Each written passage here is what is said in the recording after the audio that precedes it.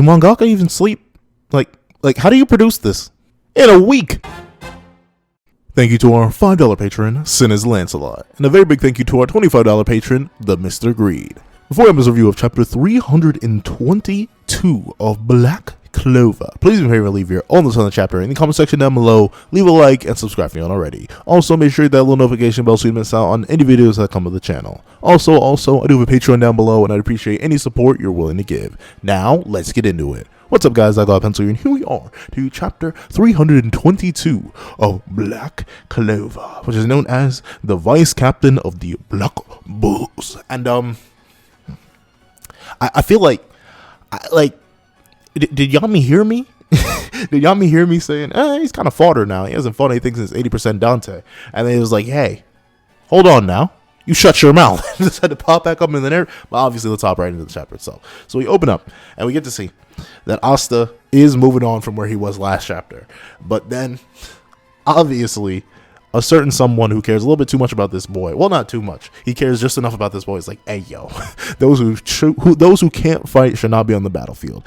And Nacht pops right on up in his super armor form, which is what's allowing him to stand up against the presence of the demon case. Like, I love how every single character has their own little unique way to fight or like to stand up. Like, notably, Mero is likely just her own raw strength is fighting against it.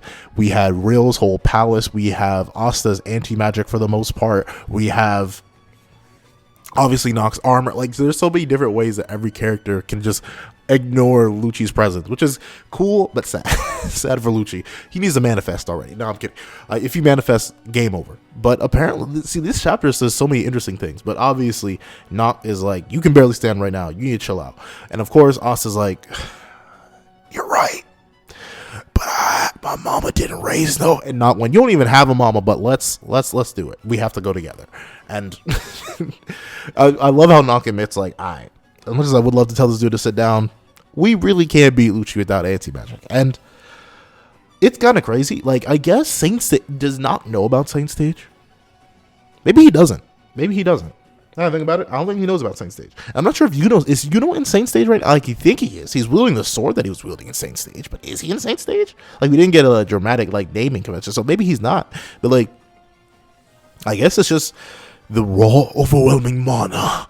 But we've seen, like, Lucci,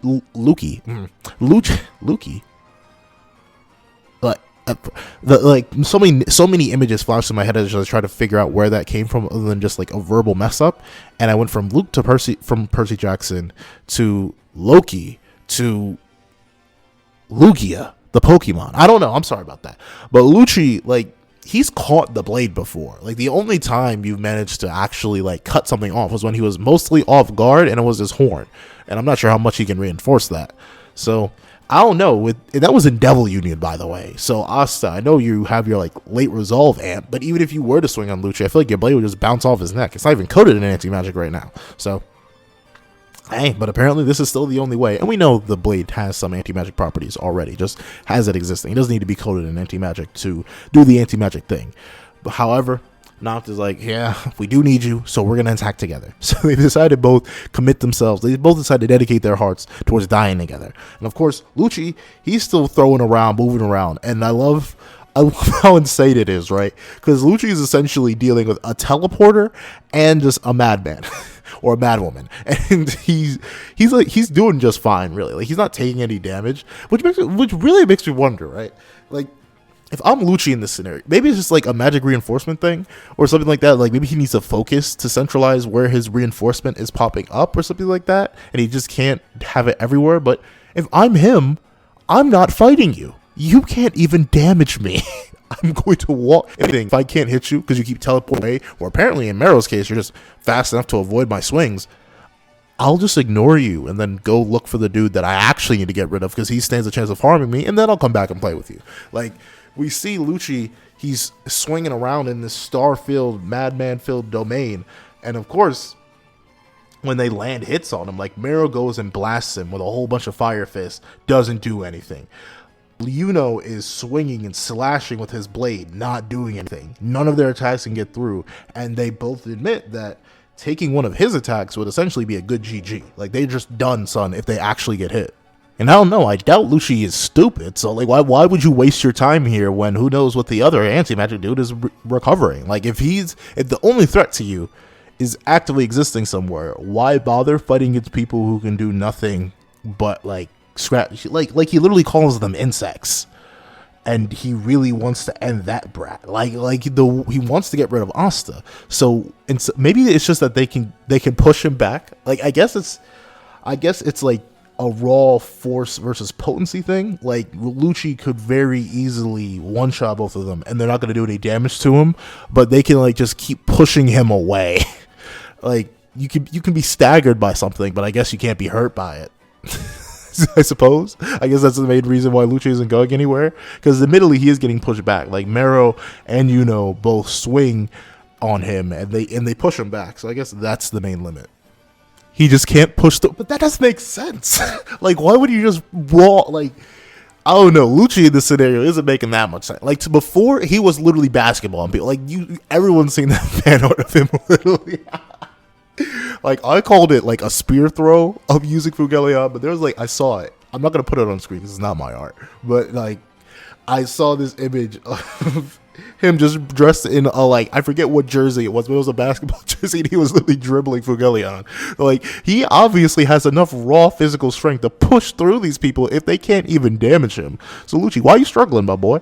But of course he's like. I guess it's for the principle of it that he's not just casually body bagging these two or just ignoring them and proceeding to go to Asta, because he calls for Adrammelech. I'm not sure. I'm just gonna call him Dra. He has a full name. He's gonna be called Dra because he feels pretty dry right now, because he's like, yo, you fight these two. I'm gonna go take care of something else. And Dra's like, I completely respect your hustle and struggle in this hard knock world, but I'll pass. And this puts something into perspective that I kind of was like, I never mentioned it, but I was always low-key theorizing about off camera, or I guess off mic, and I was like, dude, how unanimous is this king thing? Like, he is the king of the devils, but I'm assuming it's because of his raw physical fighting power, right? Like, he essentially brawled the rest of the verse into listening to him.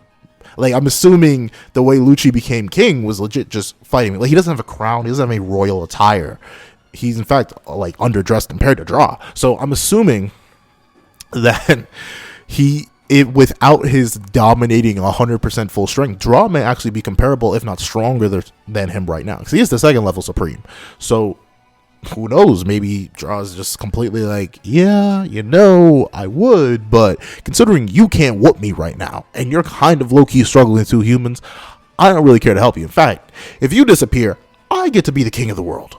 And, me being king of the world sounds better than you being king of the world, so you can go ruin empty underworld for all I care. And that's really, really cool, because it shows discourse. And it may mean that if worse comes to worse, say that Asta fails. Well, we know Asta fails, but say Nacht fails, Asta, everyone fails.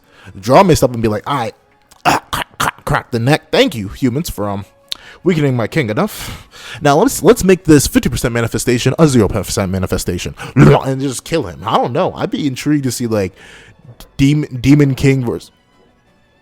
I don't know what that was.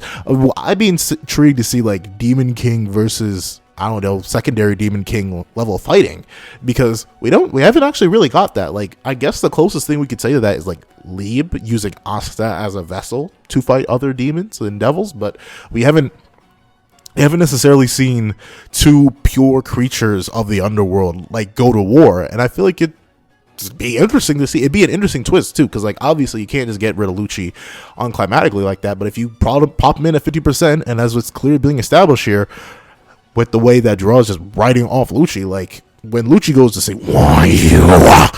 Dra's like, it's more fun watching you fight. Lucci. Like, he literally laughs in his face. So I'm assuming that Dra is confident enough in his own strength that he would throw hands with Lucci if worse comes to worse. Like, after all this is said and done, once Lucci's done with the humans, Dra will likely fight him and like push him down. Like, I could see the whole brawl for supremacy happening again, because if Lucci's not fully manifested, and apparently it's been heavily theorized that he can't use magic and that his like passive existence, just because of how much mana he has, is what's causing the gravity effects. And if so, then yeah, I can see Draw having a very realistic chance of defeating Lucci. And of course, Mereoleona comes in to capitalize on the fact that Lucci's distracted and is like, you're not real popular. What's with you? Well, it's an anime thing. Like, if I was Mero, I would have kept my mouth shut and just buried my fist in his face. But obviously, Mero can't even do that because as she goes to swing, her arm pops off. And it's kind of like, how does that feel? Like, does Meryl have senses at this point? Like, I feel like the main reason she's able to get back up again, despite all the damage she's taken, how many structures she's been thrown through, is because maybe her nervous system shut down. But like, I can't. She doesn't seem to like react painfully. She's like, oh no, I've lost an arm. Like, it just goes, my body's breaking up. Like, how? Like, imagine just separating. Is it even at? I guess like at a joint. Like, imagine your arm just popped off. Like, your full flesh arm, by the way. Like, you just lost a limb. It didn't feel like would it just be weird? Like, would you just control a nub? Like, notably, her fist doesn't stop fisting. Well, that sounds awful. I'm so sorry. Actually, no, her arm is still slightly connected. But imagine, like, you're just being hung onto, like, a body part of yours isn't being held onto by the entire joint, but, like, a piece of your skin is what's holding onto your arm. But you barely feel. I don't know. This is a weird sensation to have. But, of course, she's breaking up. And apparently, what Draw describes it as, I'm not going to have to go home, Draw or Melech, because those two names are just sticking in my head. And I'm not sure what his full name means, so I'm not going to try to say it too much. So, Melech is like, man, things are just getting good. Maybe she got too close to mana? Human limits, I suppose? And that makes me wonder a few questions. One, they know mana, but to be fair, everyone should know mana. Why did I switch? I called it mana when I was doing the Draw voice, but I called it mana when I switched out. I don't know. But regardless, apparently, this idea of becoming mana isn't something that's insane. This has likely happened to people before because Draw mentions this as a phenomenon, and it's maybe a human limit phenomenon. Does that mean they're like, what's a creature that's fully made of an energy source? Like, every creature has mana, just like every creature has ki. But then, no, here, I was just watching a Ben 10 breakdown. So, Anodites, remember from Ben 10, like, Anodites are pure energy beings. Like, they are composed of mana, made of mana, like, they're just composed of life energy. They have no real physical forms. So I guess Meryl approached that, but the thing is, since Meryl's basis is still humanity, if she were to become fully mana, and due to how, like, mana saturated the world is in Black Clover, if she doesn't stay careful within this incarnate form, she'll literally incarnate into this fire mana and disperse, which is impressive but crazy, because that means, like, at least for now, her incarnate form has the limit. Sure, she's been growing stronger to the point where even Lucci had to, like, notice that, oh, she's getting a little bit swole. Like, he had to notice that, but apparently around, like, fodder to Lucci level is her limit, which is unfortunate. I guess being fair, her limit is around Saint Stage level before she starts to turn to mana, at least at this point. I think she will refine the form, as long as she doesn't die here, which I doubt she will. I think she's going to refine the form better and better, and she'll be able to surpass stages like this. Who knows? She may be able to be as strong as this in base after spending so long in the incarnate form. But of course, she gets knocked out of the battle by one solid punch. But notably, while she is knocked out of the battle, she doesn't like splatter anywhere. So her body, while getting close to mana, isn't mana itself. So, like, you didn't get punched apart like a mana construct would. But speaking of mana constructs getting punched, in sheer shock, I guess, just wasn't ready to get blitzed, because in that same moment, like, Lucci completed his swing against Mero, and I guess he turned, and the best Yuno could do, he couldn't conjunction anywhere, he couldn't teleport, but he just barely managed to block Lucci's fist before it splattered his brains everywhere, and he went slammed into another vicinity. Why didn't you do that originally? Like, I get it. He probably needed that one opening against Mero, and himself was likely caught off guard by what happened to Mero, and Lucci capitalized. But still, come on now, Lucci, I expect better. And here's the thing. I'm looking at the drawing I did for this chapter. Like, right here, to give you perspective, I'm recording right now, and I'm looking at the drawing I did for the chapter, and I'm looking at the page I got the drawing from the manga I did. And I guess I got a too early image of it, because now the image I'm looking at looks way cooler than the one I managed to, like, somewhat replicate. Even though, I like my own unique little artistic taste on it, mainly because I struggle, and I couldn't imagine, like, fully replicating what Tabata did here with the DU of Nacht. And, of course, we see that Lucci, who is back looking for the brat, as he just calls him a brat. Well, to be fair, I doubt he knows his name is Asta, and he wouldn't know to call what Asta is doing anti-magic. So he wouldn't be like, oh, that anti-magic boy, where is he? Yeah, of course. Okay. This is crazy. I know I shouldn't, but like for the longest in my head, I pictured Lucci having this deep, resounding voice, like the brat. Where is he? Like, or no, the brat isn't there. Like he had this deep, resounding. Like what's the voice I'm thinking of? Maybe almost like a Beerus kind of voice. But Beerus is like too comedic. Like what's a deep like? Zemnis. Like I expected him to have a Zemnis or like an Ansem kind of voice, like that deep, resounding, like speaking to your soul kind of voice. But at the same time, for some reason, now looking at his design in this very panel, I'm just like, would he have a Frieza voice? Would he be like, that brat isn't there? That filthy monkey? Like, what is that? Now I'm invested. I'm gonna watch the Black Clover anime just to see what voice they give him. Because now I'm legit hard thinking, what does he sound like? Because I would like the deep voice. I like the Zemnis, the regal, royal voice. But at the same time, I would also love it if he sounded like Lord Frieza. Like the two opposing ideas are in my head now, and I kind of want both, even though I know that's... No, 50% give him the Frieza voice. Give him the full-on, like... the Chris ass high, like it's still royal, it's still regal, but like high pitched and more annoying. Then once he's fully manifested, if he ever does get fully manifested, give him the deep royal Zemnis voice. I don't know. I think that would be the cool contrast. But of course, we see someone pop out of the ground, and it's Nacht. And Nacht, he pops out with his DU mode, Canis and Equus, and they manage to ensnare Lucci, and notably they do pretty well. Like they're chains, he's popped up, he's locked in, his arms are actually getting bit down on, which is pretty impressive. But of course, Lucci just he looks down on Nacht, like I feel like Lucci in his head is like, really? Is this the best you can do?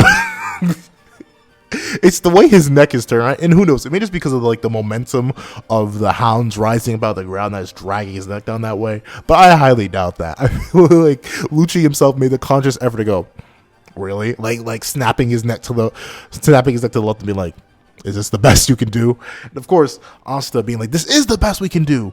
And he goes in for the swing, and Nacht is using all of his power in exchange for his life. He's trying to hold Lucci down so he can get sliced, but obviously, it's just not enough. Like, Lucci's way too strong at this point, so he just goes pointless, tears the manifestation in half, and then he finally spots Asta, because obviously he still can't sense Asta, but he's like, oh, there you are, you filthy monkey, and then proceeds to turn around and try to go and destroy him, but out of the shadow, Nacht pops out, defending Asta. Obviously, Lucci just breaks right through it because he doesn't really care. And then Asta, out of fear for Vice Captain Nacht, no! And Nacht was like, well, sucks to suck. I guess this is where I go. And he's like mentally accepting his death so much that he's like, well, I'm on my way to apologize to you now, Morgan. But of course, a certain moon pops up in the sky. And it's a dark black moon, if you will. And he's like, huh. And I can already picture it. Ugh, you finally meet up after all this time, and you pull this? Don't you go dare dying on me, Vice Captain. And obviously, Yami is back. And it's cool. I'm happy to have him back. I hope he gets curb stomped, though. Like, I know it's kind of getting repetitive at this point. Like, seeing Lucci just curb stomp every single character in the series is getting a little bit boring. But at the same time, I'd appreciate it. Like, as cool as it is to see the one key, the person who brought Lucci into the world indirectly, obviously not of his own will, but Yami was used to bring Lucci into the world. It's cool to see him face up against Lucci, and I hope William steps in, because William has always been like a character that's, his fights have either been off screen or he's never fought. Like, I think he fought in that one Black Cloverfield with the rest of the captains, but we haven't necessarily seen him throw hands. And most of his Xenon fight was off screen. So I'd love to see him and Yami team up. Like, the two conduits for the tree come together and stop the ultimate product of the tree. Or if not stop, like, do something against the ultimate product of the tree. That'd be pretty cool. Does it make sense for them to? No. at all. Like, it doesn't make sense for these two that should be extremely drained, even if they were just freshly healed up by somebody. Like, say Gray healed them up, and Gray also like gave Yami the blade by transmutating a tree branch, which is what it looks like. That's why the hilt of the blade that Yami's holding seems to have like tree leaves coming out of it. I don't think it would make sense scaling wise, but hey, give him new feats, buff him up. I don't care. I'll throw him into the versus battle regardless. But it's cool to see Yami back. What do I think about the chapter? It's pretty darn cool. I love seeing the amazing artwork. Like, it's about to blow me away. Like, I feel like he's if not like, just let me look through the chapter again. Like, to be fair, I still take some issue with how he draws some characters, but that's just like my own art style preference things. But overall, the action, the dynamic, the use of shading, the dimensions he has within the artwork itself, the perspective, like all of that, I think he really is like on the level comparable to, and not surpassing at times, some of Horikoshi's best. Like, the only artist I'd say, like, he's definitely relative to Horikoshi and the mangaka of Blue Box, and then the only person who I'd still say is directly superior just because of how insane that art is Dr. Stone. Those are the only people who can rival Tabata right now. Like, Tabata is insane in the art department. The dynamic action in the chapter is great. Seeing the hypothetical seeds developing for a team up, like a human underworld team up against Lucci, who may not be like the rightful king, and there's a rebellion stirring beneath him. The reveal of Melek's name, like, all that's really, really cool. I'm glad we're seeing all this, and I'm excited for next chapter. How Yami's gonna do, I don't know, but I'm excited to see how he does, and I really, like I said, I really hope William twins up. However, super solid chapter. 10 out of 10. That's the thing. Like, when I find nothing wrong with the chapter directly, other than the fact that like Lucci shouldn't be struggling at all with these people, like outside of that, I'll give it a 10 out of 10. There's no problem. Perfect chapter. But those are my thoughts. Please tell me your thoughts in the comment section down below. Thank you guys so much for watching. Remember to like, share, comment, and subscribe. And hope you guys have a wonderful day. And on top of that, please do a Patreon down below. And I do have a notification bell I want you to hit. And did you know the like button is free? But thank you so much for watching. And I hope you guys have a wonderful day. This is that guy with the pencil, writing off.